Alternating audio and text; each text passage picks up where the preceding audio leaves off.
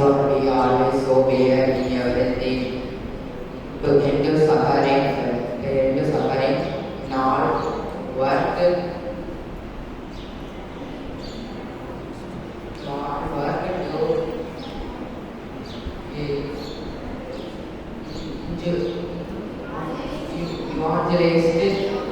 evangelist carry out all your ministry fully. 1 Corinthians 1 Timothy 4:5 நீயோ எல்லாவற்றிலும் மனத்தெளிவுள்ளவனாய் தீங்கு அனுபவி சுவிசேஷகனுடைய வேலையை செய் உன் ஊழியத்தை நிறைவேற்று. 1 தீமோத்தேயு 4:5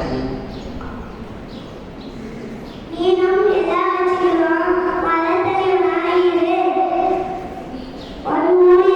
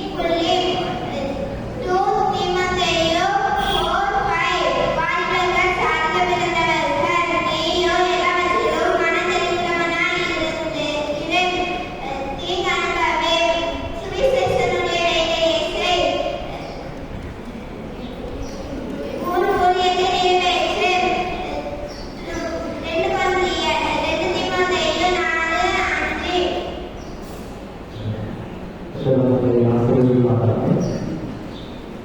நாங்களும் நம்மளுடைய செய்தியை பகிர்ந்து கொள்கையாக நான் சொல்லுவேன். சொல்லியிருக்கிறேன். உங்களுக்கு பாதையில் எந்த ஒரு தேவைனாலும் ஏதாவது கேட்கணும்னா உடனே ஃபஸ்ட்டு கால நான் தான் இருப்பேன். உடனே இருப்பேன். எங்கள் ஊழியர்கள் யாரையும் சொன்னாலும் சரி என்னாலும் சரி காணிக்கலாம் உடனே ஒரு நிமிஷம் பார்த்து சொல்லுங்க உடனே நமக்காக ஏற்பாடு செய்து தருவார்கள். கடவுள மகிழ்கள் அவங்கள குடும்பத்திலும் சரி அதை கேட்டிருக்கேன். அதே போல் இந்த அந்த கணவனுக்காக ஊழியர்கள் கேட்கின்ற பொழுது அக்னிச்சோனவர்களை கேட்கின்ற பொழுது நம்மகிட்ட சொன்னாங்க நம்ம சுசேஷமாக வந்திருக்காங்க சொன்னாங்க. எந்த ஒரு காரியங்களிலும் நாம் கேட்கின்ற பொழுது உடனடியாக செய்து கொள்கிறவர்கள் அதற்காக அதிகமாக பிரயாசப்பட்டு ஓடுகிறவர்கள் மற்ற அவர்கள் குடும்பங்களை ஆசிரியர்களால் இன்னும் நாம் அவர்களுடைய ஊழியர்களுக்காக நாம் ஜெபித்துக் கொள்வோம். அதை நிச்சயமாக இன்னும் அதிகமாக அவர்களை பயன்படுத்த நிர்வகி செய்வார்கள். போதுமான கூட இந்த செய்தியை பகிர்ந்துள்ளோம்.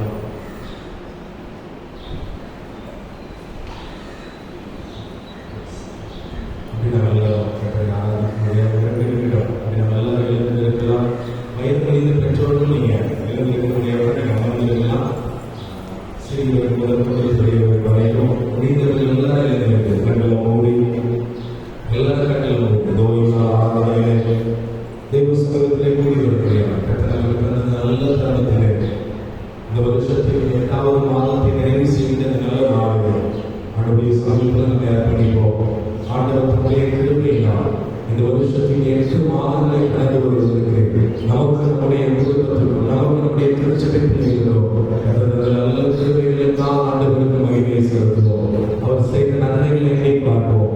ஒரு தகப்பன் தன் பிள்ளையை தோழிகளில் சுமப்பதை போல அவர் நம்மை சுமந்து கொண்டு வந்தார். ஒரு தாய் தன் பிள்ளையை பேச்சு அரவணைப்பது போல ஒவ்வொரு நாளும் கத்தனை அரவணைத்தாரே அந்த அன்பை எண்ணி ஆண்டவருக்கு நாம் மகிமையை செலுத்துவோம். உள்ளத்தின் ஆழத்திலிருந்து மொழிகளை தோடு ஆண்டவரை நாம் நேசிக்கிற ஆண்டவரே அப்பா நாங்களுக்கு ஆராதனை செய்கிறேன் என்று சொல்லி ஆண்டவருக்கு நாம் மகிமையை செலுத்தலாமா?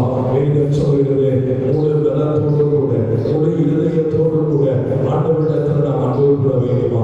ஆண்டவரே இந்த காலை ஆராதனையில் நான் நேசிக்கிறேன் என்று சொல்லி ஆண்டவரின் சமூகத்தில் நம்ம எல்லாரும் ஆண்டவருக்கு மகிமையை செலுத்தலாம். ஒருவேளை நாம் கடந்து வந்த பாதைகள் கண்ணுகளும் உள்ளுகளும் நிறைந்த பாதைகளால் கடினமான பாதைகளாக இருக்கலாம், வருத்தத்தின் பாதையாக இருக்கலாம், கண்ணீரின் பாதையாக இருக்கலாம். ஆனாலும் கர்த்தர் அமைதி கொண்டு அன்பேறிவிட்டோம். நமக்கு ஜீவனையும் சுகத்தையும் பலத்தையும் தந்தாரே ஆண்டவருக்கு நன்றி செலுத்துவோம். எல்லா கண்களும் மூடினவரலாம் ஒரு இருதயத்தோடு கூட ஆண்டவருக்கு நாம் மகிமை செலுத்த ஆரம்பிக்கலாம்.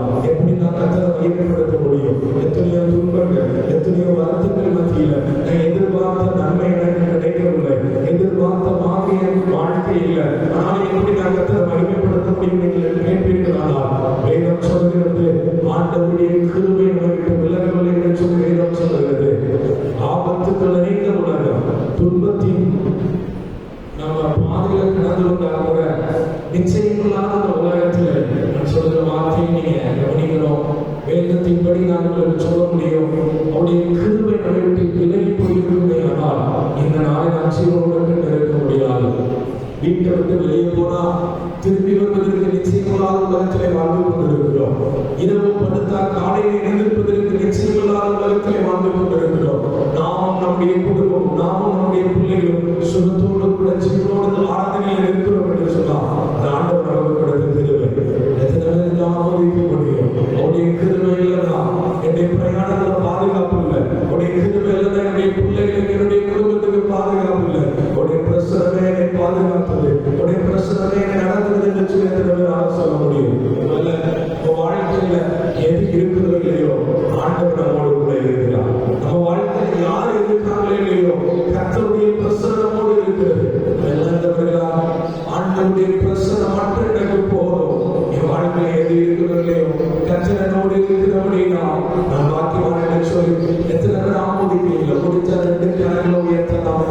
2 கரங்களை உயர்த்தி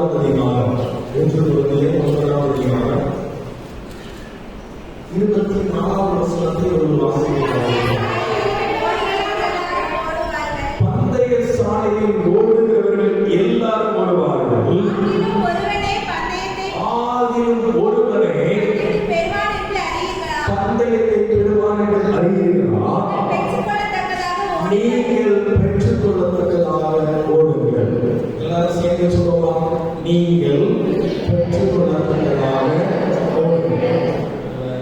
நோட்ஸ் எடுக்கிறவங்க இருப்பீங்கன்னா நீங்கள் நோட்ஸ் எடுக்கலாம்.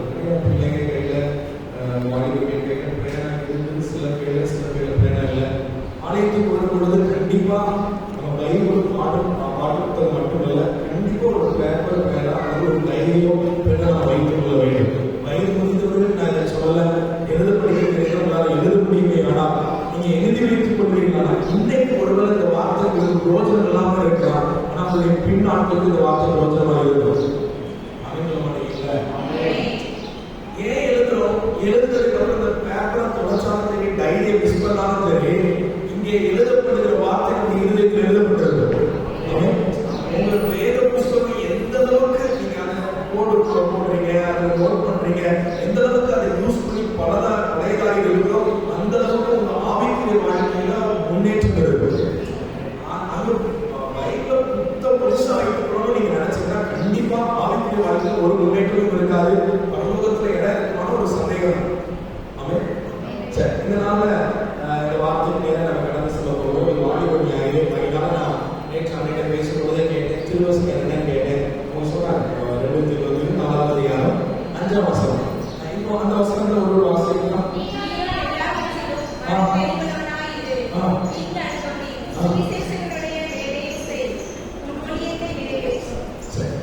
ஏன் இந்த நாள்ல நான் 9:24 இருக்கிறேன்னு இருந்துச்சுன்னா, நீங்க 2:4 5ஆவது வசனத்தை கவனிக்க முடியும். இது யாரும் சொன்ன வார்த்தை? அப்போஸ்தலனாகிய பவுல் சொன்ன வார்த்தை. கவனிக்கணும், என்னை கவனிக்கணும். நோட்ஸ் எடுக்கிறவங்களை தவிர மற்றவங்க என்னை கவனிக்கணும். நோட்ஸ் எடுக்கிறவங்க நீங்க குறிச்சு எழுதினாலும் உங்களுக்கு தொடர்பு பண்ணுவாங்க, ஆனால் செய்தி எழுதணும். சரியா? இப்போ இங்கே கவனிக்க முடியும். அப்போஸ்தலனாகிய பவுல் கொரிந்தியர்களுக்கு வந்து என்ன சொல்றார்? நீங்கள் பெற்றுக்கொள்ள தந்ததாக ஓட்டுகள் சொல்கிறார். 1 தீமோத்தேயு 2 தீமோத்தேயு இந்த ரெண்டுமே வாலிபனாக இருக்கிற நம்முடைய உடல் ஊழியக்காரனாக இருக்கிற தீமோத்தேயுக்கு அவர் எழுதுகிற வார்த்தைகள். அந்த 1 தீமோத்தேயு 2 தீமோத்தேயு இந்த ரெண்டை நீங்க கவனித்து பார்த்தீங்கன்னா, எப்படி வாழணும், எப்படி ஊழியம் செய்யணும், எப்படி நடந்து கொள்ள வேண்டும் என்பது அநேக நம்முடைய வாழ்க்கையிலிருந்து அநேக அனுபவ காரியங்களை அப்போஸ்தலனாகிய பவுல் தீமோத்தேயுக்கு எழுதுகிறார். இந்த பேசுற உங்களுக்கு புரியுதா? இந்த நாள் வாலிப நாயகனுடைய தலைப்பு என்ன? வாலிபர்கள் சாதிக்க பிறந்தவர்கள். எல்லாரும் பிறக்கும் பொழுது குழந்தையே பிறக்கிறோம். அவர்கள் ஒவ்வொரு வயதுக்கு ஒவ்வொரு நாட்களுக்கு ஏற்றபடி அதற்கேற்ற பருவம் மாறுகிறது. கண்டிப்பா வாலிப வயதை கடந்த பெரியவர்கள் என்கிற ஸ்தானத்துக்கு போகலாம். வாலிப வயதை கடந்தால் முதியவர் என்கிற ஸ்தானத்துக்கு போக முடியும். ஆனா எல்லாரும் சாதிக்கிறாங்களா என்று சொன்னா இல்லை. எல்லாரும் சாதிக்கிறாங்களா? இல்லை. இப்ப இந்த வசனம் வாசிக்க கேட்டோம். பந்தய சாலையில் ஓடுகிறவர்கள் எல்லாரும் ஓடுவார்கள், ஆனாலும் ஒருவனுக்கே பந்தய கோடு உண்டு. இப்ப இந்த வசனத்தை நீங்க கவனிக்கணும். 1 குழந்தைகள் 9:24 கவனித்தீங்கன்னா, ஒருவனுக்கு தான் என்ன உண்டு? பண்டிகை நாட்கள் நம்ம விளையாட்டு போட்டுங்க. 100 மீட்டர் ஓட்டம், 500 மீட்டர் ஓட்டம் இல்லையா? சரி, நீங்க கவனிக்க. ஒரு 20 பேர் ஓடி போறாங்க. எத்தனை பேர் ஓடி போறாங்க? எத்தனை பேருக்கு முதல் பரிசு? முன்னாடி ஒருத்தருக்கு தான் முதல் பரிசு. உலகத்துக்கும் கர்த்தருக்கும் ரொம்ப வித்தியாசம். நீங்க என்ன கவனிக்கலாம், அப்பதான் இந்த செய்தி புரியும்.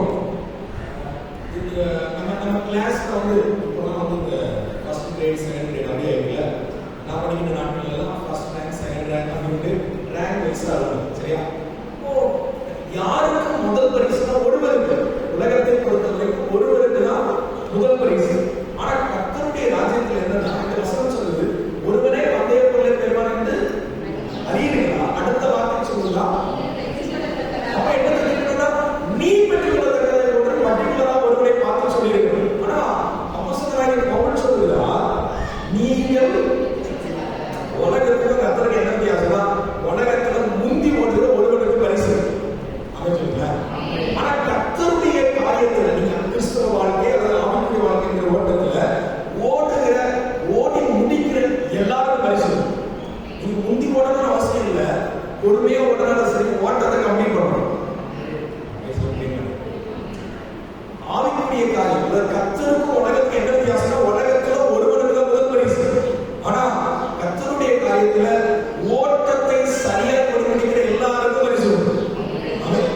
அப்போ முந்தி ஓடுறவங்களுக்கு தான் முதல் பரிசு இல்ல, எல்லாருக்கும் ஒரே பரிசு. ஓடி முடிக்கிற எல்லாருக்கும் பரிசு இல்லையா? இந்த நாள் நம்ம அப்போஸ்தலனாகிய பவுலை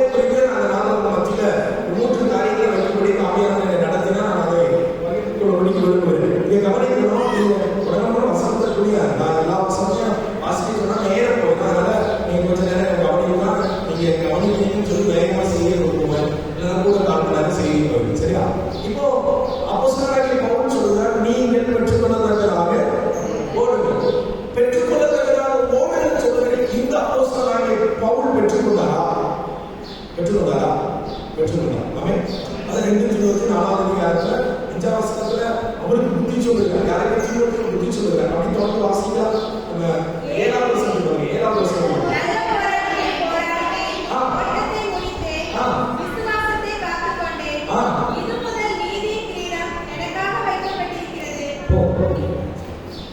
இதே நீங்க வாசிக்க நேரம், அதனால நீங்க ஒரு வீட்டுக்கு போறப்ப 1 தீமோத்தேயு 6ஆம் அதிகாரத்துல ஒரு 6ஆம் வசனத்துல அப்படி நீங்க தொடர்ச்சி வாசித்து பாருங்க. அவர் சொல்ற புத்தி நீங்க கவனிக்க முடியும். நல்ல போராட்டத்தை போராடு, நித்திய ஜெயத்தை பெற்றுக்கொள் அப்படின்னு அந்த வசனத்துல 1 தீமோத்தேயு 6 வாசிங்க.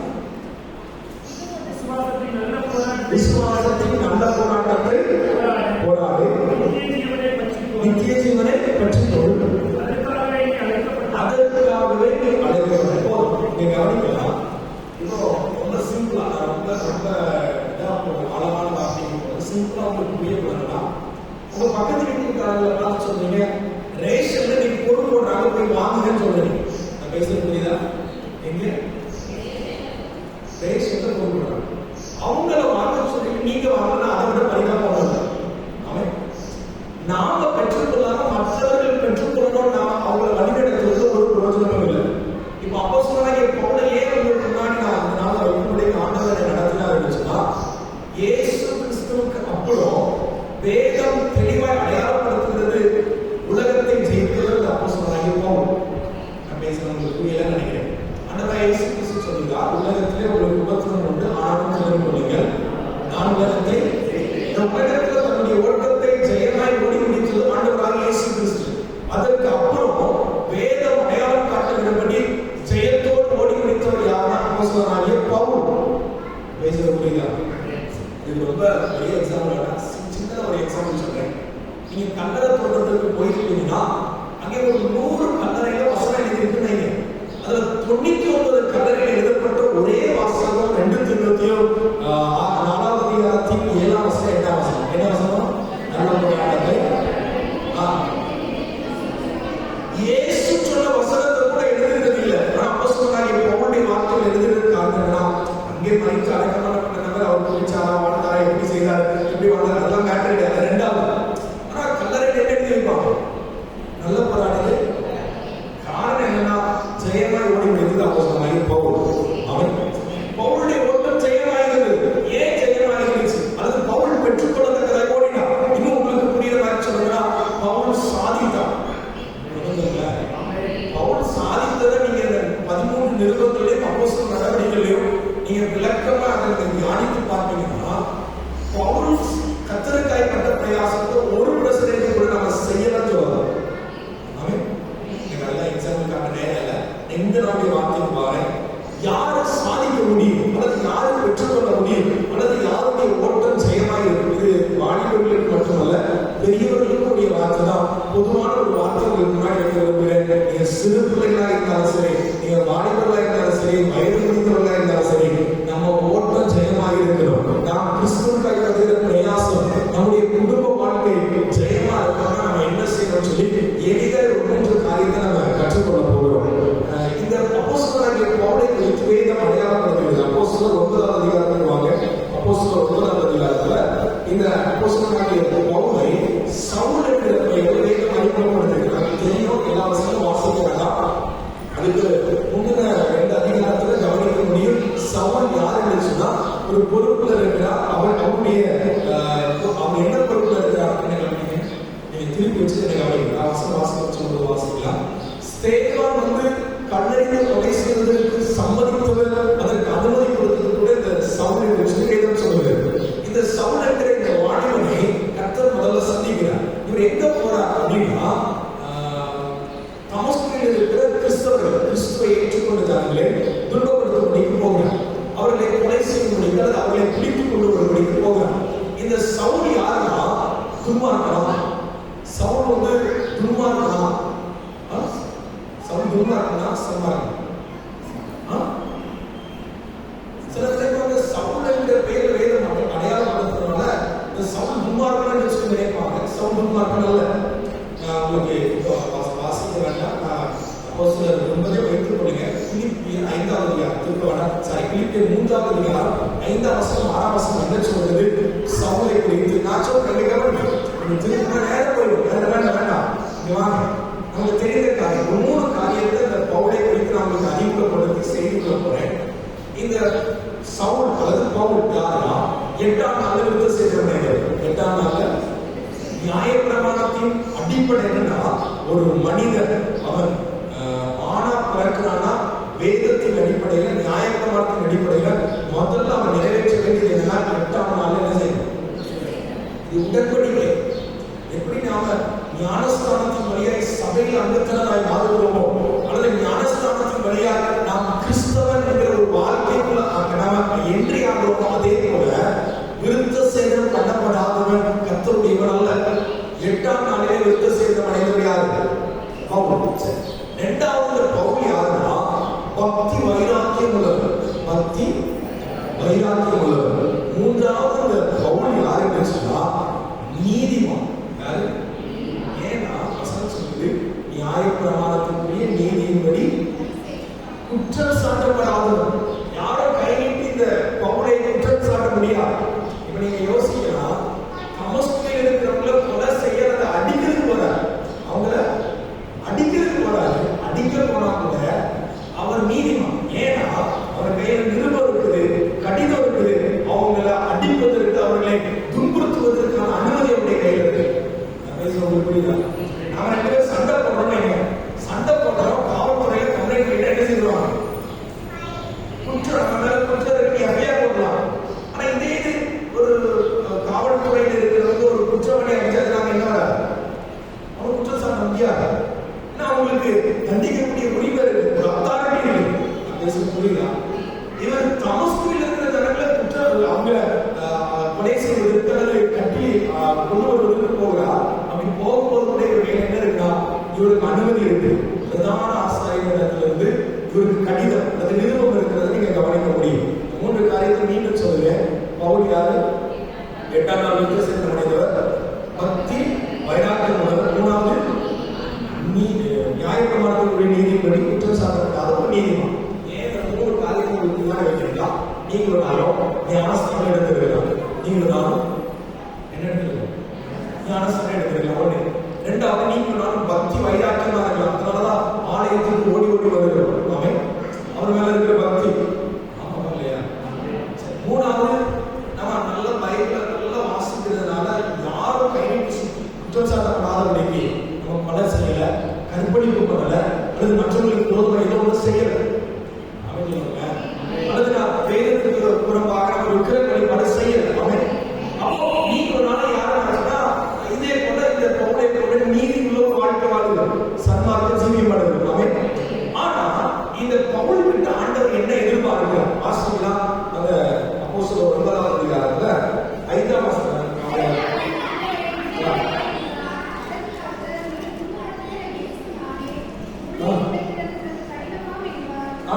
இப்போ வசனங்களை கவனிக்கக்கூடிய ஒரு போற வழியில ஆண்டவர் குறுக்கே வருகிறார். கர்த்தர் முதலாவது இந்த சவுலை சந்திக்கிறார். மோச இருக்கிறத தவிர கவனிங்க.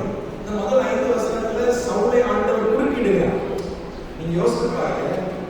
8ஆம் நாள் விருத்த சேதனம் அடைந்தவர், பக்தி வைராக்கியம் உள்ளவர், நீதி உள்ள ஒரு வாழ்க்கை நீதிமான். இவனுடைய வாழ்க்கையில ஆண்டவர் குறுக்கிடுவதற்கு காரணம் என்ன? இந்த சவுலை போய் அவர் சந்திப்பதற்கு காரணம் என்ன? இவர் சந்தித்ததுக்கு அப்புறம் அவர் கீழே விழுகிறார். அந்த வெளிச்சத்தை பார்த்தோம்னா ஆண்டவரே நீங்க யாரும் கேட்கிறாரு அப்படின்னு சொல்லுறார். நீ விருப்பப்படுத்துங்க இயேசு, நான் சொல்லுறார். எதற்காக ஆண்டவர் தமஸ்குக்கு போகிற இந்த சவுளுடைய வாழ்க்கையில குறுக்கிடுகிறார்? ஏன் குறுக்கிடுறோம் அப்படின்னா சொன்னா, சவுல் கிட்ட விருத்த சேதனம் அடைந்த அந்த உடன்படிக்கை இருக்கலாம், பக்தி வைராக்கியம் இருக்கலாம், அல்லது நீதியுள்ள வாழ்க்கை இருக்கலாம். ஒரு காரியம் இல்லை. என்ன இல்லை? 6ஆம் வசனத்துல வாசிங்க.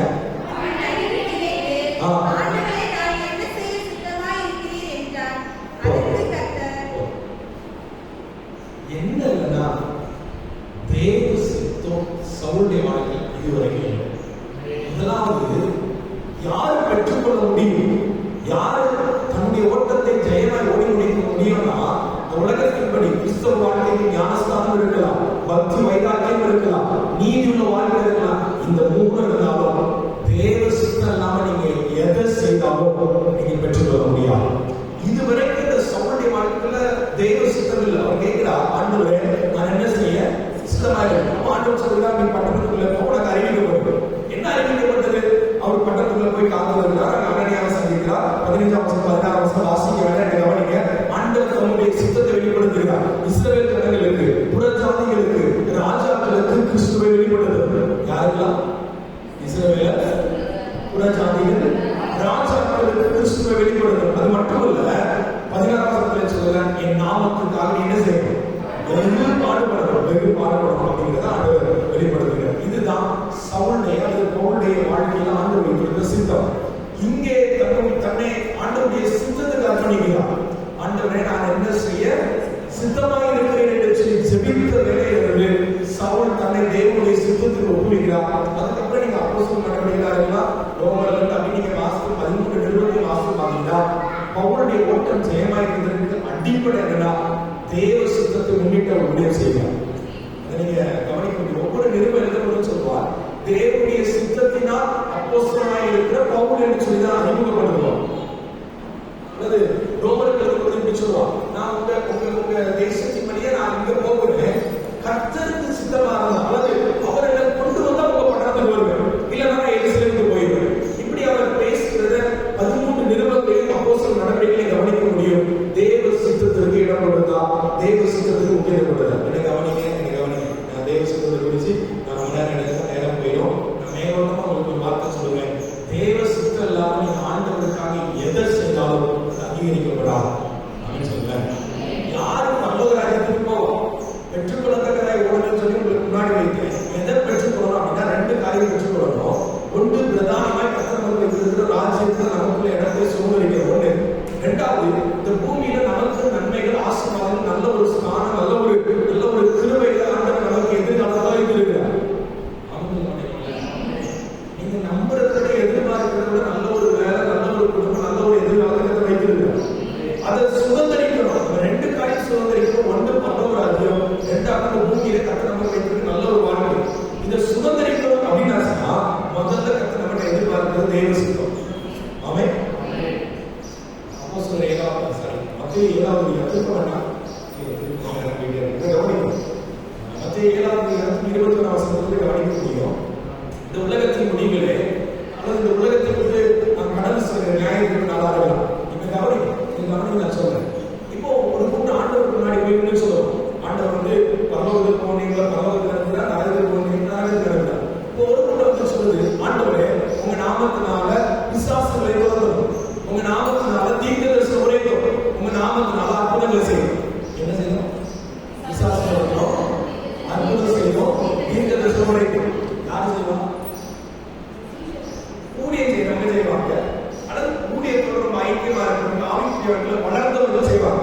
அதெல்லாம் தீர்க்கதரிசனம் உரைக்கிறதா இருக்கலாம், அற்புதம் செய்யறதா இருக்கலாம், பிசாசுகளை விரட்டுறதா இருக்கலாம். சரியா?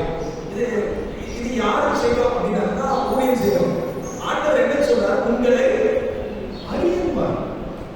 விசுவாசத்தவர்கள் கூட அல்லது அற்புதம் செய்வதில் கூட அல்லது தீர்க்கதரிசனம் உரைக்கிறது அல்லது ஆண்டவருக்காக ஊழியம் செய்வதில் கூட தெய்வ சித்தம்.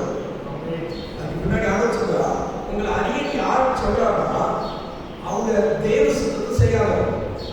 என் பிதாவின் சித்தத்தின்படி செய்கிறவனே அல்லாமல் மற்ற யாரும் என்ன கிடையாது. இந்த பவுல் தன்னுடைய ஓட்டத்தின் முடிவில் கடைசி அவர் மரிக்கும் சில நாட்களுக்கு முன்னாடி அவர் எழுதுகிறார், நல்ல போராட்டத்தை போராடினேன், ஓட்டத்தை முடித்தேன், விசுவாசத்தை காத்துக்கொண்டேன், இது முதல் இந்த ஜீவ கிரீடம், அது நீதி கிரீடம் எனக்காக ஆயத்தப்பட்ட ஸ்தானம் எனக்காக வெயிட் பண்ணிட்டு இருக்கு அப்படின்னு சொல்லுகிறார். ஏன் இந்த வார்த்தையை சொல்லுகிறாங்கன்னா அப்போஸ்தலனாகிய பவுல் அவருக்காக ஆயத்தப்பட்ட நித்திய ஜீவன் சோதரிக்கப்பட்டார். நீங்க பவுல் குறித்து நீங்க கவனிச்சீங்கன்னா ரொம்ப பிரமாண்டமா அதை செய்யுங்கிறதெல்லாம் பார்க்க முடியாது. அற்புதங்கள் அவர் மீது நடந்துச்சு. ஆனாலும் அவருடைய ஊழியத்தை வந்து பிரபலப்படுத்துவதற்காக அதை செய்து என்பதை வேதத்தை நீங்க கவனிக்கவே முடியாது. ஆனால் எப்படி ஊழியம் செய்தா தேவ சித்தத்தின்படி ஊழியம் செய்தார். சொல்ல நான் 2013 கல்லூரி படிக்கிற நாட்களில் சபை ஊழியத்தை செய்யக்கூடிய ஒரு வாய்ப்பு ஊழியத்தை கத்திர கொடுத்தார். 2016 வருஷத்துல முழு நேர ஊழியத்துக்கு கத்திரனை அழைத்தார். நான் ஊழியத்துக்கு வந்து ஆரம்பத்துல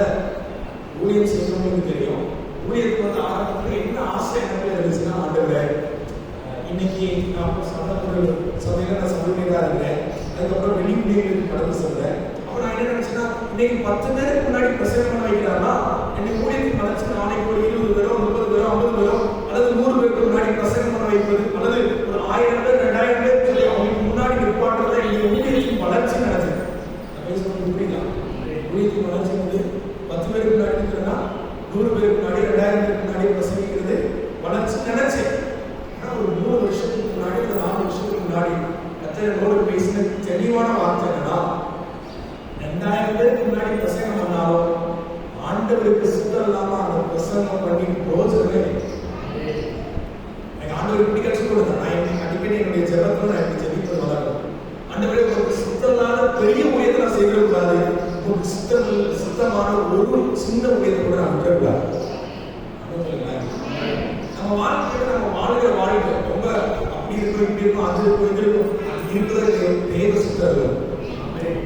தேவ சித்தம் மட்டும் உங்க வாழ்க்கையில இருந்துட்டு வைங்களேன், நல்ல ஒரு அடையாளம் சொல்றேன், உங்க வாழ்க்கையில கனவு இருக்கா? இதுக்கு மேல எனக்கு எக்ஸாம்பிள் சொல்ல தெரியல. தேவ சித்தம் மட்டும் உங்க வாழ்க்கையில இருந்துட்டுன்னா கண்டிப்பா கடன் வாங்குவதற்கு உங்களை அனுமதிக்கவே மாட்டா. உங்க வாழ்க்கை சுமூகமா இருக்கும். இப்ப எப்படி பழகிட்டோம் அப்படின்னா தேவ சித்தம் எங்கே மாறுகிறது, எங்கே நாம விடுகிறோம் அப்படிங்கிறத நீங்க கவனிக்க முடியும். ஆண்டவருக்கு சித்தம் இல்லாம சில பொருள்களை வாங்குறோம், ஆண்டவருக்கு சித்தம் இல்லாததுல தலையிடுகிறோம், ஆண்டவருக்கு சித்தம் இல்லாத காரியங்களை நம்ம அடியெடுத்து வைக்கிறோம். ஒரு உதாரணத்துக்கு என் பிள்ளைய எந்த ஸ்கூல்ல படிக்க வைக்கிறோம், என் குடும்பத்துல இன்னாருடைய வீட்டுக்குள்ள அங்க படிக்கிறாங்க, அப்போ என் பிள்ளைய அங்க படிக்கணும்.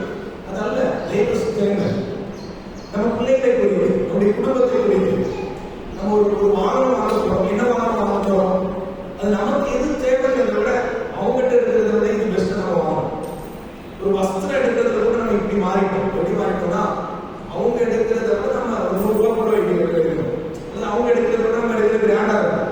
மற்றவர்களோடு ஒப்பிடும் பொழுது இந்த உலகத்தில் பார்க்கும் பொழுது நம்ம எப்படி பழகிட்டோம்னா தெய்வ சித்தம் இல்லாம சிலர் அடியெடுத்து வைக்க ஆரம்பிக்கும். ஆண்டவர் சொல்றா தெய்வ சித்தம் நம்ம வாழ்க்கையில் இருக்கிறார். ஒவ்வொரு நாள் காலையில நம்ம ஜெபிக்கும் பொழுது எப்படி ஜெபிக்கணும்னா உங்களுக்கு சித்தம் இல்லாத இடத்துக்கு போகக்கூடாது, உங்களுக்கு சித்தம் இல்லாதவங்களை சந்திக்க கூடாது. எனக்கு ஆண்டவர் ஒரு 3 வருஷத்துக்கு முன்னாடி தெய்வ சித்தத்தை குறித்து ஒரு வருஷம் தொடர்ச்சி ஆண்டவர் பேசுறது தெய்வ சித்தத்தை குறித்து பேசுறேன். அப்படி பேசும்போது ஆண்டவர் எனக்கு கற்றுக் கொடுத்த ஒரு காரியம் தான், நான் 3 நேரம் ஊழியத்தில் இருக்கிறதுனால அதிக நேரம் நான் பகல் நேரத்தில் இந்த தெய்வ சித்தத்தை அமர்ந்திருப்பதற்கு என்னை நடத்துவா.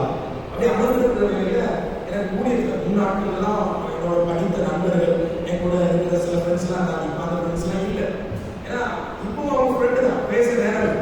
ஆனா இப்ப என்ன ஆயிட்டா ஊழியக்காரங்க அல்லது ஊழியத்தோட ஐக்கியப்பட்டிருக்கிற சகோதரர்கள் சகோதரிகள் அவங்க தான் என்னோட ஐக்கியத்தில் அதாவது என்னோட கான்டாக்ட்ல இருப்பாங்க. ஆனா நான் ரெகுலரா ஜெபிக்கிற வேண்டிய ஜெப நேரத்துல ஒரு ஃபோன் வந்துச்சுன்னா ஒரு ஊழியக்காரங்க ஃபோன் பண்ணுவாங்க, அது ஊழியர் சம்பந்தப்பட்ட காரியங்களுக்காக ஃபோன் அடிப்பாங்க. ஒரு ஃபோன் எனக்கு வந்து சில நேரம் அரை மணி நேரத்தை திரும்பிடும், அது ஒரு 4 மணி நேரம் போயிடும், சில நேரம் அது ஒரு கூடுதல் நேரத்தை எடுத்துடும். இப்படிப்பட்ட நாட்கள் ஒரு 3 வருஷத்துக்கு முன்னாடி எனக்கு ஆண்டு எப்படி கற்றுக் கொடுத்தாருன்னா டெய்லி என்ன செய்யணும்னா உங்களுக்கு சித்தம் இல்லாதவங்க எனக்கு ஃபோன் அடிக்க கூடாது, உங்களுக்கு சித்தம் இல்லாதவங்க நான் ஃபோன் அடிக்கணும். நீங்கள் வாலிபர்களாக இருந்தீங்கன்னா இந்த ஜெபம் உங்களுக்கு உங்கள் கையில் ஸ்மார்ட் ஃபோன் இருக்குன்னா கண்டிப்பாக அந்த உங்களுக்கு சித்தம் இல்லாத ஹாப்பியாக செல்லில் என்ன செய்யக்கூடாது. உங்களுக்கு சித்தம் இல்லாதவங்க நானும் ஃபோன் அடிக்கலாம், உங்களுக்கு சித்தம் இல்லாத எனக்கு ஃபோன் அடிக்கணும் அப்படின்னு சொல்லுங்க. சில நான் நினைப்பேன் இந்த சகோதரர்கள் பேசணும், ஊழியக்காரர்கள் பேசணும்.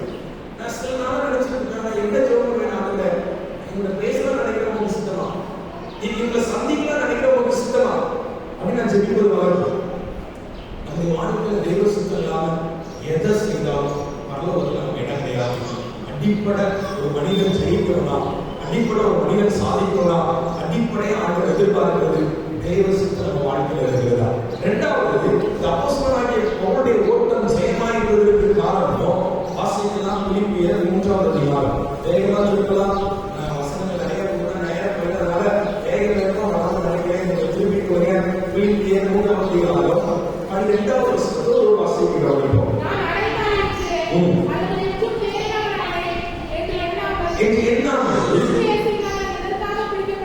நான் எதற்காக பிடிக்கப்பட்டேனோ அதை நான் பிடித்துக் கொள்ளும்படி நான் அடைஞ்சுட்டேன், நான் ஓடி முடிச்சுட்டேன், சாதிச்சுட்டேன் அப்படின்னு நான் இருக்கல. நான் என்ன செய்யறேன்னா எதற்காக பிடிக்கப்பட்டேன் அழகை சொல்றார். எதற்காக பிடிக்கப்பட்டேன் எதற்காக பிடிக்கப்பட்டேன் இஸ்ரவேலருக்கு சுவிசேஷத்தை பிரசங்கிக்கிறோம், புறஜாதிகளுக்கு பிரசங்கிக்கிறோம், ராஜாக்களுக்கு பிரசங்கிக்கிறோம். அதற்காக பிடிக்கப்பட்டோம். எதற்காக பிடிக்கப்பட்டனோ அதை நான் பிடித்து கொள்ள முடியும். அதாவது தேவ சித்தை வாழ்க்கையில் நிறைவேற முடியும். இந்த வசனத்தை பின்பற்றுவது சொல்லா ஆசையா தொடர வேண்டும். இரண்டாவது, பவுலுடைய ஊழியம் ஜெயமாயிருந்தது, பவுலுடைய ஓட்டம் ஜெயமாயிருந்ததற்கு காரணம் என்ன? பவுலுக்கு இருந்த ஆசை. அவன் சொல்றேன் 2 Corinthians 11 திருப்பாங்க 2 Corinthians 11 23 அதிகாரம் முடிய வாசித்து பாருங்க. பவுல் வந்து சரீரத்தில் இருந்த பலத்தை நம்பியும் செய்யல, அவருக்கு இருந்த ஆசை. பவுலுடைய ஜெபத்திற்கு உங்களுக்கு புதிய வேதாகம் வைத்துள்ளீங்கன்னா கடைசி பகுதிக்கு வந்தீங்கன்னா பவுலுடைய ஊழியத்தினுடைய பிரயாணத்தை கவனிக்க முடியும். 2000 வருஷத்துக்கு முன்னாடி மொபைல் போன் கிடையாது, ஜிபிஎஸ் கிடையாது, அல்லது எந்த தொலைத்தொடர்பு சாதனங்கள் இல்லாத நாட்கள்ல பல நாடுகள் பல கிலோமீட்டர் கடல்ல பயணித்த ஊழியம் செய்யறாங்க. இன்னைக்கு இங்க இருந்து சென்னைக்கு போய் ஒரு கன்வென்ஷன் போயிட்டு வந்தா பெருசா தெரியுது, அப்பா நான் சென்னை ஊழியர்கள். பவுல் செய்ததுல ஒரு பிரச்சனை செய்யும். இன்னைக்கு இவ்வளோ விமான போக்குவரத்து இருக்குது, ரயில் போக்குவரத்து இருக்குது, பேருந்து போக்குவரத்து இருக்குது, நம்ம சொந்த கையில் வாகனம் இருக்குது. இந்த நாட்கள்ல எத்தனை தேசத்தை கடந்து நம்ம ஊழியம் செய்தாலும் பவுல் செய்த ஊழியத்தை நம்ம ஒரு நாள் ஊழியம் செய்ய விடவே முடியாது, அதோட முந்தி விடவே முடியாது. காரணம் நீங்க முன்னாடி நீங்க கவனிச்சு பாருங்க, ஒவ்வொரு நாட்டுக்கும் பல கிலோமீட்டர் அவங்க வந்து கடல்ல பிரயாணம் பண்ணணும். எல்லாரும் இவங்க பிரயாணம் பண்றது வேற தேசத்துக்கு பிரயாணம் எடுப்பாங்க, ஆனா வேற ஒரு தீர்ல போய் விடுவோம், அங்க பசங்க பண்ணுவாங்க, அங்க முடிக்கலாம், அங்க தப்பி கடந்து சொல்லுவாங்க. இன்னும் இந்த பவுலுடைய ஓட்டத்தை நீங்க அப்போஸ்தலர் 27 திருப்பாங்க அப்போஸ்தலர் 27 28 நீங்க கவனிச்சா எந்த நாட்டுக்கு எந்த பட்டணத்துக்கு எப்படி எப்படிலாம் போய் ஊழியம் செய்யறாங்க அவருடைய கடைசி நாட்கள் ஊழியத்தை அவர் எழுதுகிறாங்க, லூக்கா எழுதுகிறாங்க. அதை நீங்க கவனிக்க முடியும். அவ்வளவு ஊழியத்தை செய்தா இந்த ஊழியரா செய்ததற்கு அவர் சரீரத்தில் இருந்த பலன், அவருக்கு இருந்த திறமை கிடையாது, ஆசை. ஏன் இந்த வார்த்தையை நான் பயன்படுத்துறேன்னா, சில நேரம் அவரை அடிச்சு செத்துட்டு தூக்கி போடுவான், இவரு எப்படி நடந்து விடுவான், இவரு கூட தூக்கி அடுத்தவர்கள் இறக்கி விடுவான். இதை இன்னும் அழகா சொல்லலாம். இவர் ஒரு எழுதுகிறார் 2 வகையில் கவனிக்க முடியும். என் சரீரத்தில் ஒரு பலவீனம், அது எனக்கு குற்ற முள்ளு. அது என்ன பலவீனம் அப்படின்னு சொல்லி வேதாளர்கள் 2 காரியம் சொல்றாங்க. பிரதானமா அவங்க என்ன சொன்னாங்க, ஒரு கண்ணில் அவருக்கு ஒரு பலவீனம் இருந்துச்சு, கண்ணில் நீர் வடிக்கிட்டே இருக்கும், எப்பவும் அது அவர் இரிட்டேட் பண்ணிட்டே இருக்கும். நீங்க யோசிச்சு பாருங்க, ஒரு கண்ணில் ஒரு தூசி இருந்தா கூட நம்ம கசிக்கிட்டே இருக்கும், ஒரு தொந்தரவு பண்ணிட்டே இருக்கும். ஆனா இவருக்கு அது ஒரு முள்ளு மாதிரி எப்பவும் ஒரு பலவீனம் இருக்கு, நீர் வடிக்க கொண்டே இருக்கும். சில வேதாளர்கள் சொல்றாங்க, அவரை அடிச்சதுனால ஒரு கால் முழுவதும் செயலத்தை அவரால் நடக்க முடியாதுன்றதை சொல்றாங்க. அது எந்த அளவுக்கு உண்மைங்கிறது தெரியல, ஆனா ஏதோ ஒரு பலவீனம் சரீரத்துல இருக்கு. இந்த பலவீனத்தை மத்தியிலும் இவ்வளவு நாடு கடந்த ஒரு ஊழியம் செய்வதற்கு ஒரே ஒரு காரணம், இவருக்கு வந்து ஆசை. ரோமருக்கு எழுதுறது சொல்லலாம், இந்த விருப்பம் 1ஆவது அதிகாரத்திலிருந்து 15ஆம் அதிகாரம் வரைக்கும் கவனிக்க முடியும். ரோமருக்கு எழுதுறது இவருக்கு விருப்பத்தினால ஒரு ஊழியத்தை ஓடுறது. நான் உங்களுக்கு சொல்றேன், நீங்க நானும் ஆண்டவருடைய ராஜ்யத்துக்கு போகணும் அப்படின்னா சொன்னா, ஒண்ணு தேவ சித்தம் செய்யணும், ஒன்று. இரண்டாவது முதல்ல ஆசை இருக்கும். உங்க வாழ்க்கையில் நல்ல ஒரு எதிராக உங்களுக்கு வேணும், உங்களுக்கு ஒரு ஆசை இருக்கும். எப்படி மாதிரி சொல்லலாம், நீங்க சர்ச்சைக்கு இன்னைக்கு வந்து உட்கார்ந்து இந்த ஆராதனையில் வந்து உட்கார்ந்து எப்படி வந்தீங்க? உங்களை அறிந்தோறியவங்கள ஒரு சின்ன ஆசை இருந்துச்சு, ஆமாதான். என்னால பரிசுத்தமா வாழ முடியலன்னு சொல்லி நீங்க உங்களை இளமையிலிருந்து வாழிய சகோதர சகோதரி சொல்றீங்கன்னா, ஏன் பரிசுத்தமா வாழ முடியல? நல்ல ஒரு பதில், உங்களுக்கு ஆசை இருந்தா பாருங்க. உங்க வீட்டுக்கு ஒருத்தங்க மேரேஜ் இன்விடேஷன் கொண்டு வராங்க, என்ன பண்ணுவாங்க? மேரேஜ் இன்விடேஷன், திருமண அழைப்புதல் கொண்டு வராங்க. அந்த அழைப்புதல் வாங்குற அன்னைக்கு, உங்களோட பண்டிகை இருக்கலாம், உங்களோட வேற கல்யாணம் இருக்கலாம், அழைப்புதல் வாங்குற அன்னைக்கு எல்லா வீட்டு ஃபங்க்ஷன் நீங்க போகணும்னு ஆசைப்பட்டீங்க, போயிடுவீங்க. இந்த அழைப்புதல் வாங்குற அன்னைக்கு இவன் வீட்டு ஃபங்க்ஷன் நான் போடுவான், என் வீட்டு ஃபங்க்ஷன் நான் வரல. நீங்க அப்படிதான் இருக்கீங்க, என் வீட்டு ஃபங்க்ஷனுக்கு அந்த அண்ணன் வரல, அந்த அக்கா வரல, இந்த வீட்டு ஃபங்க்ஷன் நான் போடணும். இப்படி யோசிச்சீங்க, உங்களோட கல்யாணம் இல்லை, உங்களோட பண்டிகை இல்லை, நீங்க ஃப்ரீயாவே இருந்தாலும் போய் சேருவாங்க. உங்களுக்கு ஆசை, நீங்க நைட்டு படுக்கும் போது 4 மணிக்கு எழுதி நான் ஜெபமே அந்த ஆசையோடு படுத்தீங்கன்னா நீங்க அலாரம் அடிக்கிறதுக்கு 5 நிமிஷம் முன்னாடி எழுப்பி இந்த குழுவில் எழுதி ஜோமனா அப்படின்னு நீங்க நினைச்சிட்டீங்க அப்படின்னா இந்த ஆசை இன்னும் அதிகாரம் இருக்க முடியாது. அது நீங்க எதனால எடுத்துக்குவாங்க. இதே இது காலையில் 5 மணிக்கு எழுப்பி ஜெபம் பண்ண எழுப்பி முடியல. ஒரு காலையில் 5 மணிக்கு எழுப்பி ஜெபம் பண்ண முடியல. ஆனா நாளைக்கு காலையில் 5 மணிக்கு நீங்க டூருக்கு போறீங்கன்னா எழுதுவீங்க, 3 மணிக்கு எழுதுவீங்க. ஆசை விருப்பம். ஏன் கத்தருக்காக எதுவும் செய்ய முடியல, ஏன் கத்தருக்காக நான் வாழ முடியலன்னா நமக்கு ஆசை இல்லைன்னு அர்த்தம். இந்த ஆசை மட்டும் நமக்கு இருந்துட்டா நம்ம கத்தருக்காக எதையும் செய்யணும். எனக்கு சொந்த ஒரு விசேஷம். ஒரு கிறிஸ்தவ குடும்பத்தில் கிறிஸ்தவ கிராமத்தில் பிறந்தேன். என்னுடைய தாயை நல்ல ஜெபிக்கிற தாயை, என்னுடைய தகப்பனா நல்ல சபையில் கலந்துற நல்ல ஒரு தகப்பனா. எங்க அப்பாவை யாரும் சுத்தம் சாப்பிட முடியாது, அந்த மாதிரி நல்ல ஒரு பக்தி உள்ளவங்க, எந்த கெட்ட பழக்கமும் எங்க அப்பா கிடையாது. ஆனா நான் என்னுடைய இளம் வயதில் நண்பர்களோடு சேர்ந்து நான் டிசைன்களை படித்துக் கொண்டிருக்கும் பொழுது 7வது வகுப்பு படிக்கும் பொழுது என்னுடைய வாழ்க்கை ட்ராக் மாறிச்சு. நான் சர்ச்சில் கோயிலில் இருப்பேன், சண்டே கிளாஸ்க்கு போவேன். இதெல்லாம் செய்தா கூட நான் சந்தோஷமா இருக்கலாம், ஜாலியா இருக்கலாம்னு நினைச்சு ஃப்ரெண்ட்ஸோடு சேர்ந்து முதல்ல பீடி சிகரெட் அடிக்க ஆரம்பிச்சேன். ஜாலியா இருக்கலாம் அப்படின்னு நினைச்சு நான் இந்த போதை பழக்கங்களுக்கு அடிமையாக ஆரம்பித்தேன். 8ஆம் வகுப்பு படிக்கும் பொழுது புகையிலை பான்புராக்கு சொல்லிக்க ஆரம்பித்தேன். 9ஆம் வகுப்பு படிக்கும் பொழுது மதுபானத்தை கையில் எடுத்தேன். நான் என்ன நினைச்சேன்னா பண்டிகை நாட்கள், திருமண ஃபங்க்ஷன், இந்த மாதிரி நேரத்தை மட்டும் குடிக்கணும் அப்படின்னு நினைச்சு 9ஆம் வகுப்பு படிக்கும் பொழுது நான் குடியை கையில் எடுத்தேன். நான் சில என்ன ஆகிட்டா தினம் குடிக்காட்ட என்னால் தூங்கவே முடியாது. குடிகாரனா மாறி போனேன். எனக்கு இதை 9 மணிக்கு எங்க சர்ச்சில் வந்து வெள்ளடிப்பாங்க. எதுக்குன்னா குடும்ப ஜெபம் பண்ணிட்டு தூங்குதுன்னு அர்த்தம். எங்க வீட்டில் குடும்ப ஜெபம் 9 மணிக்கு நடக்கும். எத்தனையோ குடும்ப ஜெபத்துல நான் வெக்கத்தை விட்டு சொல்றேன், போதையில் மனகால் குடிக்கிறது எங்க அம்மா அப்பாவுக்கு தெரியாது. எங்க வீட்டு குடும்ப ஜெபத்துல என் கூட பிறந்தவங்க 6 பேர், 2 அக்கா, ஒரு அண்ணன், 2 தம்பி. எங்க அம்மா எப்படி ஜெபம் பண்ணுவாங்க, அம்மா அப்பா அப்படின்னு சொல்லி லைன் அப்படி வரும், அண்ணன் அக்கா அப்படின்னு ஜெபம் பண்ணிட்டு வரும்போது ஜோயல், எனக்கு அப்புறம் 2 தம்பி இருக்காங்க. ஜோயலுக்கு மாற்றம் வந்த உடனே எங்க அம்மா அழ ஆரம்பிச்சுவாங்க. ஏன்னா நான் குடிக்கிறேன் என்பதை எங்க வீட்டுக்கு தெரியும், ஆனா அன்னைக்கு போதில் இருந்தது எங்க வீட்டுக்கு தெரியாது. எங்க அம்மா அழுது ஜெபம் பண்ணுவாங்க, பிள்ளைய ரசிக்காண்டது. இப்படி அழுது ஜெபம் பண்ணுற வேலையில சில நேரம் என்ன செய்வாங்க, நம்ம போதையில் இருக்கும் சத்தம் கடவுளாக அமைதியாக இருந்தது. சில நேரம் போதை வீட்டிலே சண்டை போட்டு அப்படி சண்டை போடும்போது அதோட குடும்ப ஜெபத்துல என் 2 தம்பிக்கு குடும்ப ஜெபத்துல ஜெபம் பண்ண முடியாது. ஏன்னா என் வாழ்க்கை அப்படி இருந்துச்சு. அப்படிப்பட்ட நாட்கள் அவனுடைய கிருபை, அதோடைய மீதான கிருபை, தாயோடைய ஜெபத்தை கேட்டு 2008ஆம் வருஷம் டிசம்பர் 5ஆம் தேதி ஒரு வெள்ளிக்கிழமை இரவு ஆண்டவர் என்னை தேடி வந்து என்னை ரசித்தார். ஆண்டவர் என்னை ரசித்தது அன்னைக்கு எனக்கு தெரியாது, ஒரு வாரம் கழிச்சு தான் தெரியும். டிசம்பர் 5 கர்த்தர் என்னை ரசித்தார்.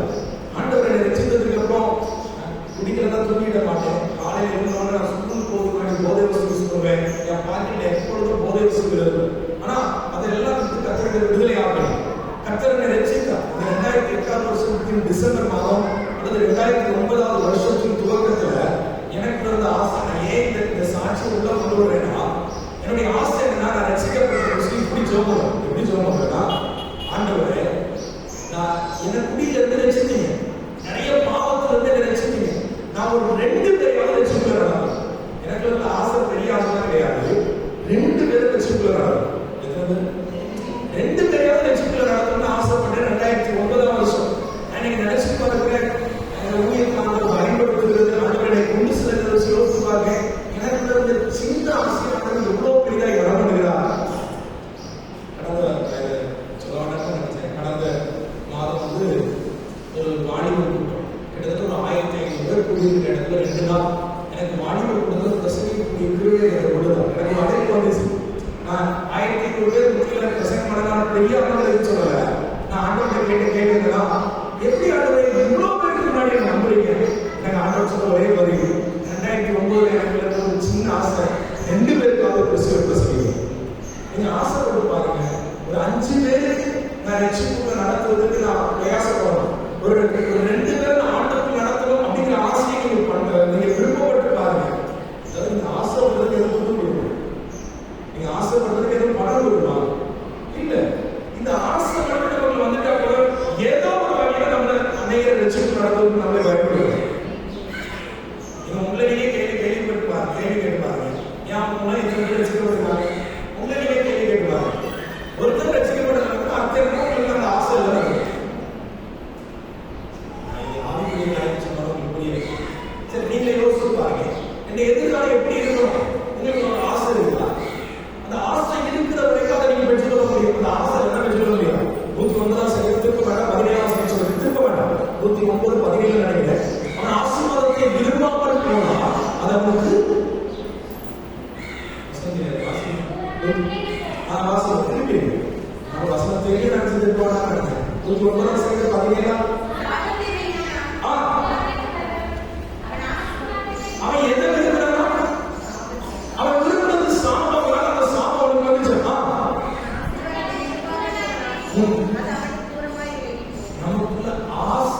இருக்கு, விருப்பம் இருக்கு, நம்ம கிடைக்கும். அதான் சொல்லுங்க, திருப்பி ஒரு விஷயம் புதிய பாடம் ரெண்டு காரியம் சொன்ன. ஒன்று தேவ சித்தம், பிதாவின் சித்தம், அவருடைய சித்தத்தின்படி வாழ நம்ம அர்ப்பணிப்போமையான நாம் பெற்றுக்கொள்ள முடியும். இரண்டாவது, நமக்கு இருக்கிற ஆசை, நமக்கு இருக்கிற விருப்பம், நாம் கர்த்தருக்காய் வாழ, நாம் கர்த்தருக்காய். இப்போ இந்த வசனத்தை கேட்கும் போது இன்னைக்கு தலைவர் பாருங்க, வாடிக்கைகள் சாதிக்க, நான் போய் சாதிக்கலாம் அப்படின்னு நான் சாதிக்க மாட்டேன். நான் சாதிப்பேங்கிற ஆசை உங்களுக்கு வந்துட்டு சாதிப்பேன். இதுதான் நீங்க எக்ஸாம் சொன்னது. நான் கடைசியா ஒரே ஒரு காரியத்தை சொல்லி நான் முடிக்கிறேன். அப்போஸ்தலனாகிய பவுலுடைய கூட்டம் ஜெயமா இருந்தது. காரணம் என்ன? பிலிப்பியர் 4வது அதிகாரம், பிலிப்பியர் 4வது அதிகாரம், அதில் 13வது வசனம் 12வது வசனம் வாசிக்கலாம்.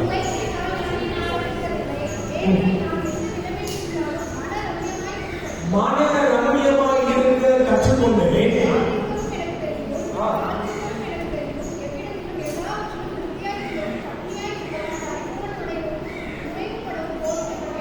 மனரம்மியமாய் இருந்து கற்றுக்கொண்டேன். என்ன கவனிங்க, மனரம்மியம் என்ன? வாழவும் தெரியும், உட்கார்ந்திருக்கவும் தெரியும், திருப்தியை சாப்பிடவும் தெரியும், பட்டினியாகவும் தெரியும் அப்படின்னு சொல்லிருக்காங்க. இதனுடைய அர்த்தம் என்னன்னா, என்னால எந்த சூழ்நிலையும் வாழ முடியும் அப்படின்னு சொல்லிருக்காங்க. இது உங்களுக்கு புரிவதற்காக சில வசனங்கள் 1 தீமோத்தேயு 6வது அதிகாரத்தில் வரலாம். 1 தீமோத்தேயு 6வது அதிகாரம் 6வது வசனத்தில் சில வசனங்கள் போதும் என்கிற மனநம்பிக்கை. மனநம்பிக்கை என்ன? போதும் என்கிற மனம். தொடர்ந்து வாசிங்க.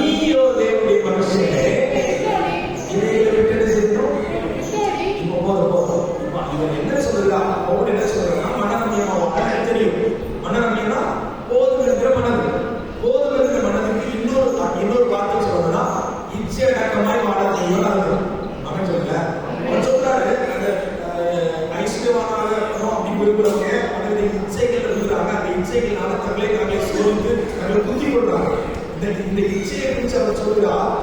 இவர்கள் இச்சித்து தங்களை குத்தி கொள்றாங்க. தேவனுடைய மனுஷனாகி நீ என்ன செய்யக்கூடாது? இவங்களுக்கு ஓடி போகணும் அப்படிங்கிற கருத்து என்னன்னா, நீ இச்சையில விழுந்துடக்கூடாது. அவன் இப்போ நான் புரியுறதுக்காக சொல்றேன். இச்சை ரகம் அதை குறித்து நீங்க கவனித்தீங்கன்னா, நம்ம பாதாளமான அனைத்து 1:9 சொல்லலாம். 1:9 அதுல 25 வாசகம். பந்தயத்துக்கு போராடுகிற யாவரும் பந்தயத்துக்கு போராடுகிற பரிசு பெறணும் விருப்பம் எப்படி இருப்பாங்களா? இச்சையடக்கமாக இருப்பார்கள். அன்னைக்குள்ள கிரீடத்தை பெருவடிக்க அப்படி செய்யறாங்க.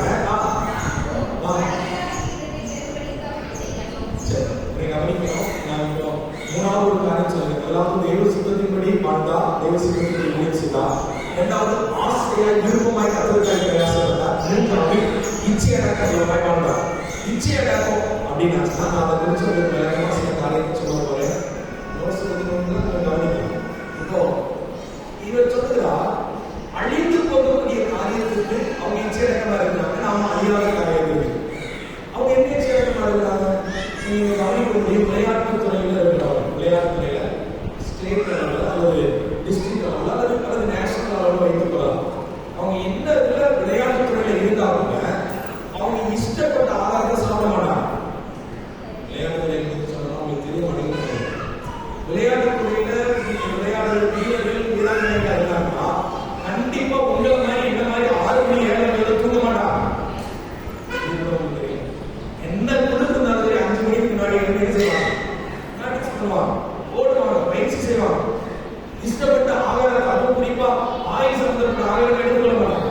உங்களுக்கு விளையாட்டு துறை புரியாத நினைக்கிறேன். சினிமா துறையை எடுத்துக்கொள்ள ஒரு நடிகை, ஒரு நடிகர், அவன் அந்த ஃபீல்ட்ல அந்த மார்க்கெட்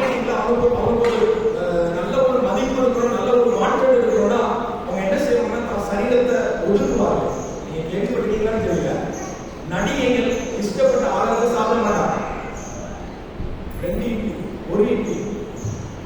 ஏன் தெரியுமா? நான் சரீரத்தை அவ்வளோ மெயின்டைன் பண்ணாதான் என்ன உண்டுன்னா அந்த அழிந்து போகக்கூடிய அந்த துறையில நல்ல வருமானம் வரும். அது எத்தனை கோடி வாங்கினாலும் புகழின் உச்சத்துல இருந்தா கூட அது என்ன செய்யறதுன்னா அழிந்து போகக்கூடியது. இந்த புகழாக இருக்கலாம் அல்லது அந்த வருமானமாக இருக்கலாம் அழிஞ்சு போயிடும். அதுக்கு நல்ல எக்ஸாம்பிள் 4 வருஷத்துக்கு முன்னாடி கொரோனா வந்தபோது பார்த்தோம். எத்தனையோ தொழிலதிபர்கள், சினிமா துறையில் உள்ளவங்க, எத்தனையோ அரசியல்வாதிகள் பேங்க் பேலன்ஸ் பல கோடி இருக்குது, ஆனா ஆக்சிஜன் இல்லை, அழித்து போகக்கூடிய இந்த ஆக்சிஜன் அந்த கோடி வந்து அவங்க வச்சுட்ட செல்வம் வந்து அவங்களுக்கு ஆக்சிஜன் கொடுக்க முடியல, அழிந்து போகக்கூடியது. அதுக்காக தாங்களே ஒடுக்கிறவங்க இருக்காங்க. திருநெல்வேலியில் எனக்கு ஒரு தொழிலதிபர் தெரியும். அந்த தொழிலதிபர் அரசியல் இதுல ஒரு முக்கியமான பொறுப்பு இருந்தார். இப்போ அந்த கட்சியில வெளியே வந்துட்டாரு. மாவட்ட தலைவராக இருந்தார். அந்த சகோதரன் நல்லா தெரியும். அவர் நல்ல பிசினஸ் பண்றாரு, சில பிரான்ச் இருக்கு. இரவு 9 மணிக்கு மேல ஒரு 10 மணிக்கு தான் வீட்டுக்கே போவார். வீட்டுக்கு போய் அவர் வீட்டுல போய் கணக்கு பார்த்து எடுத்து அவர் 10-12 மணிக்கு சாப்பிட்டு கண்டிப்பா அவர் பிறகு 11 ஆகும். ஆனா அவரை குறிச்சு நான் கேள்விப்பட்டதுன்னா காலையில் 4 மணிக்குள்ள அவரால் தூங்க முடியாது. அதெல்லாம் ஒரு நாள் படுத்தது கிடையாது. ஒரு சாதாரண தொழில் பண்ணுகிற ஒரு அரசியல்வாதி 11 மணிக்கு படுக்கிறவர் காலையில் 4 மணிக்குள்ள அவர் தூங்க வராது. எழுப்பி பிராக்டிஸ் பண்ணுவார். அவருக்கு சரீரத்துக்காக அவர் சில பயிற்சிகள் இருப்பார். அதை செய்துட்டு அப்புறம் கட்சி பணிகளை முடிப்பார். இது போக அவருக்கு தொழிலுக்குள்ள காரியத்தை பார்ப்போம். அவரை பார்க்கும்போது எனக்கு ஆண்டவர் கஷ்டப்படுதா, உலக மனுஷனுக்கு இவ்வளோ உத்தரவாதம் எடுத்து அவர் வந்து தான் நேரத்தை வந்து தூக்கத்தை கொடுங்க.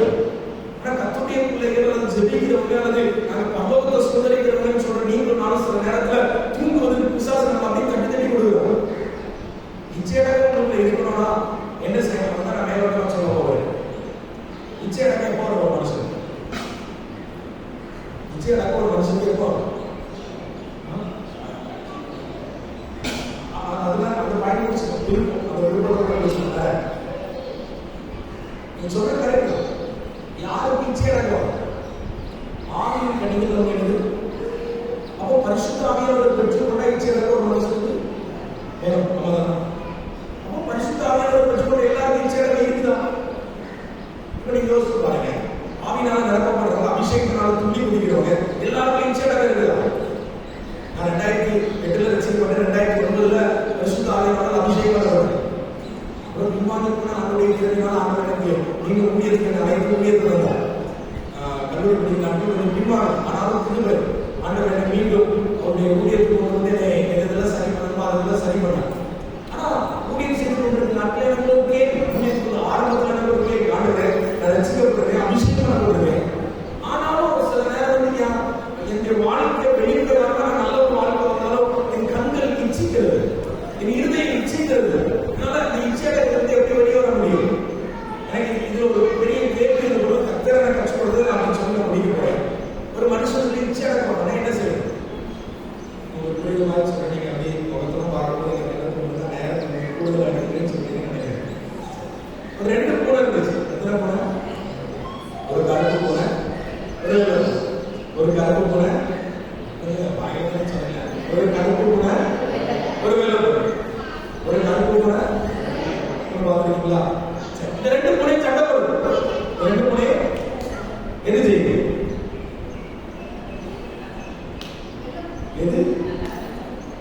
எது நல்லா சண்டை போடுச்சு அது செய்யுங்களா? 2 பூனை நல்லா சண்டை போடுது. ஒரு கருப்பு பூனை, ஒரு வெள்ளை பூனை. எது செய்யும்? எதிர்பார்த்த ஒரு ஆன்சர்.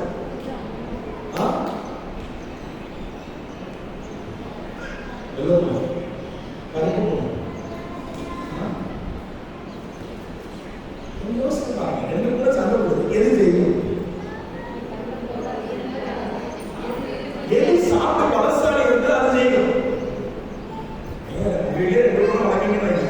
எதுக்கு சாப்பாடு கொடுக்கலையோ, எதுக்கு ஆகாரம் கொடுக்கலையோ, எதுக்கு பால் கொடுக்கலையோ அது வந்து பலவீனப்பட்டு போயிடும். அது என்ன செய்யாது? செய்யுங்க. இப்ப நீங்க யோசிக்கணும். இந்த 2 புனையது, இந்த 2 புனையது கூட வேற ஒன்று நமக்கு தான். ஒன்று சத்தியமாக ஒரு பூனை, 2 உள்ளார்ந்த மனிதனாக ஆக்கும். நீங்க நானும் கத்தோடைய பிள்ளைகளாக இருக்கணும். நமக்கு 2 புரியுறதுக்காக அந்த பூனை சொல்றேன். ஒன்று சரீரமாக மனுஷன், உள்ளார்ந்த மனுஷனாகி ஆக்கும். இந்த ரெண்டுமே சண்டை போடும். எல்லாத்தையும் 5 நிமிடம் இருக்குது, அது ஃபர்ஸ்ட் நேரம் போயிடும்.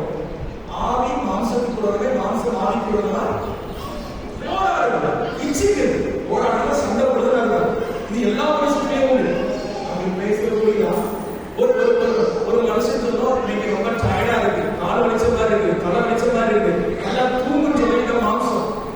ஆனா உள்ளாக்க மனுஷன் சொல்லும், நீ இன்னைக்கு காலையில எழுதி ஜோம் அந்த நாள் நல்லா இருக்கும், நீ காலையில ஒரு 2 அதிகாரம் வாசித்து அந்த நாள் நல்லா இருக்கும். ஆனா இது உள்ளாக்க மனுஷன் எது செய்யுது உங்களுக்கு தான் தெரியும். அது பக்கத்து வீட்டுக்காரங்க உங்களுக்கு தெரியும். உங்களுக்குள்ள இருக்கிற 2 பொருளை எது செய்யுது? அதான் வசனம் கலாத்தியர் அழகாய் சொல்றது, மாம்சம் ஆவிக்குள்ளதான், ஆவி மாம்சம் இச்சிக்கிறது, அது போராடுது அப்படின்னு சொல்றது.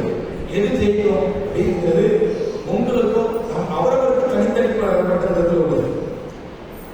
இப்போ எது ஜெயிக்குதுன்னா பலசாலியோட ஜெயிக்குது. எது சாப்பிட்டு பலசாலியோட அது ஜெயிக்குது. இப்ப நான் உங்களுக்கு சொல்ல போறேன், மாம்சமாகிய இந்த சரீரமாகிய மனுஷனுக்கு எது ஆகாரம்னா 3 நேரம் நல்லா சாப்பிடுறது இந்த மனுஷனுக்கு ஆகாரம். சீக்கிரம் முடிக்கணும்னு நினைக்கிறோம். அதுக்காக கல்யாணம் புரிதே உங்களுக்கு நான் ரொம்ப சிம்பிளா பேசுறேன். இந்த சரீரமாகிய மனுஷன் எப்போ பொழுது போறான்னா 3 நேரம் சாப்பாடு கொடுத்தீங்கன்னா நல்லா சாப்பிட்டு பொழுது போயிருக்கு. அது மட்டும் இல்ல, இது விரும்புற நேரம் தூங்குறீங்க, இது விரும்புறதுனால செய்றீங்க. நீங்க ஒரு கடைக்கு போறீங்க, போகும்போது அது விரும்புற சாப்பாடை சாப்பிட சொல்றோம், உங்களுக்கு பிடிக்காதது உங்களுக்கு ஒத்துக்கிட்டாதது சாப்பிட சொல்றோம். அது மட்டும் இல்ல, நீங்க விரும்பாதத இந்த சரீரம் எடுத்துக்கிட சொல்றோம். ஆனா இதெல்லாம் கொடுத்தீங்கன்னா இந்த சரீரம் ஜெயிச்சுட்டாங்க. 2வது உள்ளான மனுஷனுக்கு எது ஆகாரம்? உள்ளான மனுஷனுக்கு எது ஆகாரம் நான் சொல்லி முடிக்கிறேன். எல்லாம் ஆகிய ஜெபம், வேத தியானம், என்னன்னா இந்த 2 செய்தாச்சுன்னா உள்ளான மனுஷனுக்கு அது ஆகாரம். 3வது ஒன்று இருக்குது, உள்ளான மனுஷனுக்கு எது ஆகாரம்? உபவாசம். என்னது? இந்த உபவாசம் ஒரு மனுஷன் உள்ளான மனுஷனை பலனடைய செய்யும். இந்த உபவாசம்ங்கிறது நான் ஒரு நேரம் பட்டினி இருக்கிறதுனால அவர் கேட்டதை தர்றாங்கிறது இல்லை. ஒரு நேரம் ஆகாரத்தை வெறுக்கிறீங்களா, உங்க சரீர மனுஷன் ஒடுங்குறான், உள்ளான மனுஷன் பலன் கொடுக்கும். வாரத்துல ஒரு நாள் இல்ல, வாரத்துல ஒரு நேரம் உபவாசம் இருக்க முடியலன்னா நம்ம இந்த உலகத்தை ஜெயிக்க, அதுல மாம்சத்தை ஜெயிக்க முடியவே முடியாது. இது நிச்சயமாக ஒரு மனுஷனுக்கு எப்போ வரும்? ஜெபம் பண்ணுகிற மனுஷன், வேதத்தை தியானிக்கிற மனுஷன், உபவாசிக்கிற மனுஷனுக்கு நிச்சயம் வரும். எனக்கு ஆண்டவருடைய வாடி பகுதியில் கற்றுக் எனக்கு இப்போ திருமணமாக 2 பிள்ளைங்க இருக்காங்க. இந்த வாடி பகுதிக்கு 36 நாட்கள் எனக்கு ஆண்டவர் கற்றுக் கொடுத்தா உன்னுடைய உபவாசம் உள்ளாண்ட ஆத்மாவை பலனடைய செய்யும். நான் உபவாசம் இருக்கிறதுக்கு அப்புறம் நான் எப்படி பழகினா, உபவாசம் இருக்க ஆரம்பிச்சதுக்கு அப்புறம் 1 மணி நேரம் ஜெபிக்கிற என்னால 1.25 மணி நேரம் ஜெபிக்கிற விரும்புல எனக்கு எழுதிச்சு. இந்த உபவாசம் இல்லாத நேரத்தில் நான் படிச்சிருக்கேன். நான் 1 மணி நேரம் ஜெபத்தோடு போயிருக்காத கூட 1/2 மணி நேரத்தில் எழுதி வந்துடும். நீங்க இதை செய்து பாருங்க. ஜெபம், வேத தியானம், உபவாசம் 3 செய்யும் பொழுது இந்த உள்ளான மனுஷன் பலன் அடைகிறார். இன்னைக்கு உங்க உள்ளான மனுஷன் பலன் அடைஞ்சிருக்கிறானா, அது பலவீனப்பட்டு போயிருக்கிறானா உங்களுக்கு தெரியும். ஒரே ஒரு வசனத்தை வாசி நம்ம நிறைவு செய்யலாம். 1